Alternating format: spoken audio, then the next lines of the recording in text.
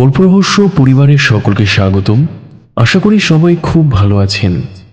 আজ আমরা শুনব অদৃশ বর্ধনের লেখা ভৌতিক ছোট গল্প ঘণ্টা। আমাদের এই পরিবেশনাটি ভালো লেগে থাকলে অবশ্যই সাবস্ক্রাইব করে ও বেল আইকনে ক্লিক করে আমাদের পাশে থাকুন। লাইক বাটনে প্রেস করে আমাদের চ্যানেলটি সকলের মাঝে ছড়িয়ে দিতে সাহায্য করুন। তাহলে চলুন শুনে আসি অদৃশ বর্ধনের লেখা ভৌতিক ছোট গল্প ঘণ্টা।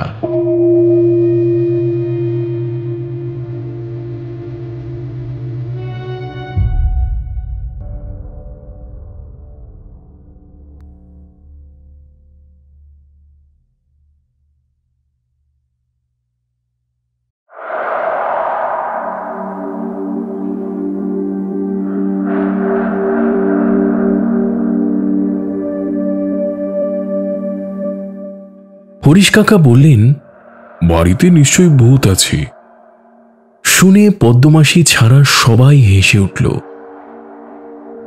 পদ্মমাসি ভীতু মানুষ, শহুরে মেয়ে। ভূত প্রেতের নাম শুনলেই তার গা ছমছম করে। তবুও জোর করে হাসল মাসি, বলল, আমার শোবার ঘরটাই নিশ্চয়ই ভূতের বসবার ঘর। হরিশ কাকার চোখে যেন বিদ্যুৎ খেলে গেল। বললেন, সত্যি কথা বলতে গেলে কিন্তু তাই। বাড়ির সেরা ঘরটাতেই ভূতের আসর বসে। তোমার ঘরটাও এ বাড়ির ১ নম্বর ঘর। কি হলো, ঢোক গিলছ কেন? গলা শুকিয়ে গেছে? লেবুর শরবত দেব? চা? আদিক্ষেতা দেখে আর বাঁচি না, ঝংকার দিল পদ্মমাসি। হাসির অট্টরোলে হরিশ কাকা কি বললেন শোনা গেল না। পাড়াগাঁয়ে এই আমাদের প্রথম রাত্রিবাস। এসেছিলাম ভাইপুর বিয়েতে। বর কনে এখন কনে বাড়িতে। আমরা জনাদশেক এসেছি হরিশ কাকার পৈতৃক ভিটেতে। সেকেলে জমিদার বাড়ি, ৩ মহলা। এখন অবশ্য দেউড়িতে বট গজিয়েছে। জানলার খড়খড়ি হাওয়ায় নড়ে, ছাদের ফাটলে জল ঝরে দারুণ বর্ষায়। তাহলেও একটা রাত হৈ হৈ করে কাটিয়ে দেওয়ার পক্ষে যথেষ্ট। হরিশ কাকার বাল্যবন্ধু ডাক্তার ননী চাটুর্যে বললেন, নিশ্চয়ই ভূত আছে বললে কেন? বাড়ি ফাঁকা পড়ে থাকলেই পাড়াগাঁয়ের ভূতেরা সেখানে আড্ডা গাড়ে। কানাঘুষও সেরকম শুনেছিলাম মাসখানেক আগে কলকাতায়। মাঝখানে দিন ৩ থেকেও ছিলাম। সিঁড়িতে খসখস আওয়াজ ছাড়া কিছু শুনিনি বা দেখিনি। ভাঙা বাড়িতে খসখস আওয়াজ হাওয়া দিলেই শোনা যায়, বলল নগেন দত্ত, সাংবাদিক, আমার বন্ধু। তা তো বটেই, বললেন হরিশ খুড়ো। হাওয়া দিলে অনেক ভুতুরে আওয়াজ শোনা যায়। গাছের পাতা সরসর করে, জানলা খটখট করে, দরজা ক্যাঁচ ক্যাঁচ করে। ভূতের ওঝারা তখন খড়ি পেতে ভূত তাড়ায়, মানে হাওয়া থামলেই আওয়াজ থামে। ননী চাটুর্যে বললেন, মনে হচ্ছে ভূতে বিশ্বাস নেই। আলবাত আছে, নেই বলার মতো বুকের পাটা আমার নেই। তবে সব বাড়িতে থাকে না, সবার ভাগ্যে ভূত দর্শনও ঘটে না। আমি বললাম, কাকা, আপনি কিন্তু ননী কাকার প্রশ্নের উত্তর এড়িয়ে গেলেন। এ বাড়িতে সত্যি সত্যি ভূত আছে কিনা বললেন না। হরিশ কাকা অপাঙ্গে পদ্মমাসির দিকে তাকালেন। মাসি কাঠ হয়ে বসেছিল। বেশ বুঝলাম ভয় পেয়েছে। বললাম, কি মাসি, ভূতের বসবার ঘরে শুতে মন চাইছে না? তুই থাম, খ্যান খ্যান করে উঠল মাসি। ভূত থাকলে আমার কি, পারুল তো রইল, দোরগোড়ায় ও শোবে ক্ষণ। বলি, ঘণ্টা টন্টা আছে? হরিশ কাকা গম্ভীর হবার চেষ্টা করলেন। ঘণ্টা কি হবে? বাজাবো বাজাবো, ভয় পেলেই ঘণ্টা বাজাবো, পারুলের ঘুম ভেঙে যাবে। আমি বললাম, অত সাহসে দরকার কি মাসি, ঘরটা পাল্টে নিলেই তো হয়।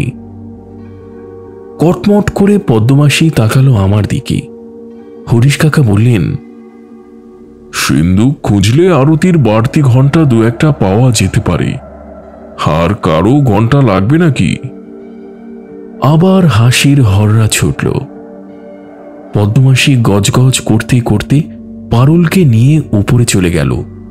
হরিশ কাকাও গেলেন। ফিরে এসে বললেন, একটা ঘন্টা দিয়ে এলাম। আমি বললাম, মাসি কিন্তু বড্ড ভয় পেয়েছে। স্বাভাবিক, এ বাড়িতে আগে কোনো উপদ্রব ছিল না, ইদানিং কানাঘুষো শুনছি। সত্যি?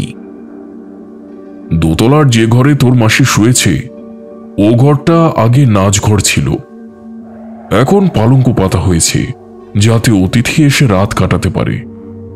মুশকিল হচ্ছে ওই পালঙ্ক নিয়েই।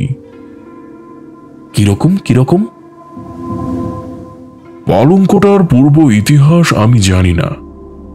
একতলার গোদাম ঘরে পড়েছিল, আমি দেখলাম দামি কাঠ, পালিশ করতে খোলতাই হবে, তাই করলাম। পালঙ্কের চেহারা ফিরে গেল, রাখলাম নাচঘরে। ওই ঘরটাই সবচেয়ে বড় অতিথি ঘর হলো। মাস তিনেক আগে পাখি শিকার করতে আমার এক বন্ধু এলো, ওই ঘরে ওই খাটে এক রাত কাটালো। পরের দিন সকালে ঘর পাল্টে অন্য ঘরে রইল।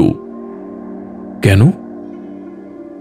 খাটটা নাকি মোটেই সুবিধের নয়, ঘুম হয় না। নন্দা চাটুর্যে বললেন, জেনে শুনে তুমি ওকে ওই ঘরে পাঠালে? আমি তো ভয় দেখালাম, কিন্তু ওর জেদ চেপে গেলে কি করব? তাছাড়া গোড়া থেকেই পারুল ওর জিনিসপত্র ওই ঘরে তুলেছে, এখন মালপত্র সরানো ঝামেলা। আমি গোড়ায় জানলে ও ঘর ওকে দিতামই না। এখন উপায়? না, ভয়ের কিছু নেই। তোমরা আবার দুপাতা ইংরেজি পড়ে নাস্তিক হয়েছ তো, তাই এতক্ষণ বলিনি। এবার বলি, মাসখানেক আগে আমি এসেছিলাম ওঝা নিয়ে, বাড়ি ঝাড়ফুঁক করে গেছি, কাজেই কোনো ভয় নেই। এরপর আর আসর জমল না। হাই তুলতে তুলতে চোয়াল ব্যথা হয়ে যাচ্ছিল। কাজেই যে যার ঘরে গিয়ে নিদ্রার আয়োজন করলাম। পরের দিন রবিবার। আগের দিন খাটাখাটুনির ফলে গায়ে গতরেও ব্যথা হয়েছিল, তাই ঘুম ভাঙতে 8টা বাজল। একতলার বৈঠকখানায় পুরুষরা জমায়েত হলাম। চা পানের পর হরিশ কাকা বললেন, চ আমাদের ভিটে দেখিয়ে আনি। প্রস্তাবটা মন্দ নয়। কলকাতার ছেলেদের কাছে শ্যামলা বাংলার গ্রামরূপ এমনিতেই মধুর, তার উপর স্মৃতি বিজড়িত জমিদার ভবন। সুতরাং আমরা হই হই করে বেরিয়ে পড়লাম। আস্তাবল দেখলাম, রংমহল, যেখানে এককালে কাশি কাঞ্চির বাইজিরা এসে ঘুঙুরের ঘূর্ণাবর্ত সৃষ্টি করে গেছে। কচুরি পানায় ঢাকা দেখলাম বিন বাদল বারসাত। মোগলাই অনুকরণে একটা বিরাট বাগান, মাঝে ঝিল আর ফোয়ারার সারি। দারুণ গ্রীষ্মেও নাকি এখানে বর্ষার আমেজ সৃষ্টি করা হতো। সব দেখে ফিরতে বেলা প্রায় 11টা হলো। বৈঠকখানার দোরগোড়ায় দেখি পিন্টি দাঁড়িয়ে। পিন্টি আমার খুড়তুতো বোন, হরিশ কাকার মেয়ে। মুখ আমসি করে পিন্টি যা বলল তা শুনে আমরা তো হতভম্ব। পদ্মমাসি নাকি এখনই চলে যাচ্ছে, নিশুতি রাতে নাকি ভূতে হানা দিয়েছিল মাসির ঘরে। শুনেই আমরা 3 লাফে সিঁড়ি টপকে পিন্টির পেছন পেছন দোতলায় উঠলাম। পদ্মমাসি ঘর পাল্টেছে দেখলাম। বড় ঘর ছেড়ে শুকনো মুখে শুয়ে রয়েছে পিন্টির ঘরে। আমরা ঘিরে দাঁড়াতেই চোখ খুলল পদ্মমাসি। চোখের কোলে দেখলাম কালি পড়েছে। চিঁ চিঁ স্বরে মাসি বলল, ব্যাপারটা এতক্ষণে খোলসা হলো। পারুল আসতেই মনটা হালকা হলো। কাল রাতে খুব তো ভয় দেখালে আমাকে। জানলা খটখট আওয়াজ করে, সিঁড়িতে সরসর শব্দ হয়, আরো কত কি। সত্যি কথা বলতে কি, ঘরে ঢুকে পর্যন্ত গা ছমছম করছিল। সারাদিন খাটুনির জন্য তবুও শুতে না শুতেই ঘুমিয়ে পড়েছি। কতক্ষণ ঘুমিয়েছিলাম জানি না। হঠাৎ জেগে উঠলাম, দেখলাম জানলা দিয়ে চাঁদের আলো মেঝেতে এসে পড়েছে। আর আলোর মধ্যে দাঁড়িয়ে রয়েছে একটা সাদা মূর্তি, থান কাপড় জড়ানো সাদা মূর্তি। না না, আমি ভুল দেখিনি। আমার দিকে চেয়েছিল মেয়েটা। থান কাপড়ের মতোই সাদা তার মুখ, যেন হাড় ছাড়া কিছু নেই সেখানে।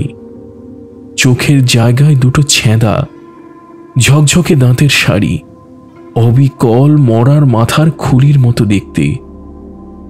কিন্তু কিন্তু মুখটা খুব বিষণ্ণ, কি যেন বলতে চাইছে। ওই পর্যন্ত দেখেই আমার হাত পা ঠান্ডা হয়ে গেল, চোখের সামনে সব অন্ধকার হয়ে গেল।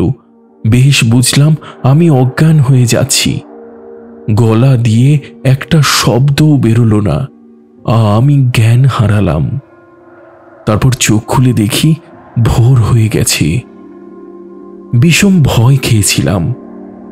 এখন অবশ্য ভয় আর নেই। পারুল আমার ভয় ভেঙে দিয়েছে। পারুল ভয় ভেঙে দিয়েছে মানে? পারুল কি ওঝা? হরিশ কাকা বললেন। পারুলকে সকালে পেতনির কথা বলতেই তো হেসে গড়িয়ে পড়ল। আসলে হয়েছে কি, ঘন্টার আওয়াজ শুনেই পারুলের ঘুম ভেঙে গিয়েছিল। তাড়াতাড়ি ও ঘরে আসে, এসে দেখে আমি চোখ মুজে শুয়ে আছি। আসলে ওর থান কাপড় দেখেই আমি অজ্ঞান হয়ে গিয়েছিলাম। ও ভাবল আমি ঘুমোচ্ছি, তাই আর বিরক্ত না করে আবার শুতে চলে যায়। তাহলে তো ল্যাঠা চোখেই গেল। পারুলই কাল রাতে পেতনি হয়েছিল, বললাম আমি। একটু হতাশ হয়েই বললাম, ভূতপ্রেত নিয়ে কেবল গল্পই করলাম, চোখে দেখা আর হলো না। পদ্মমাসী বলল, সে যা হোক, আমি বিয়ে বাড়িতে যাচ্ছি, অনেক কাজ আছে, এ বাড়িতে আর ঢুকছি না, যা ভয় পেয়েছিলাম। পদ্মমাসী চলে গেলে আমরা আবার বৈঠকখানায় এলাম। চায়ের কাপ এলো। চুমুক দিয়ে ননী চাটুর্যে বললেন, যাক, একটা ফাঁড়া কাটল।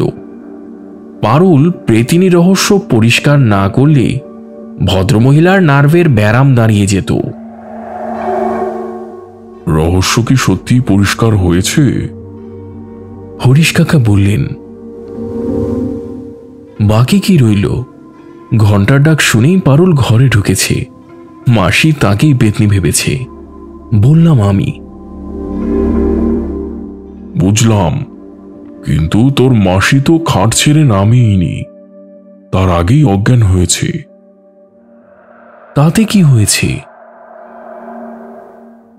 ঘন্টাটা তাহলে বাজালো কে?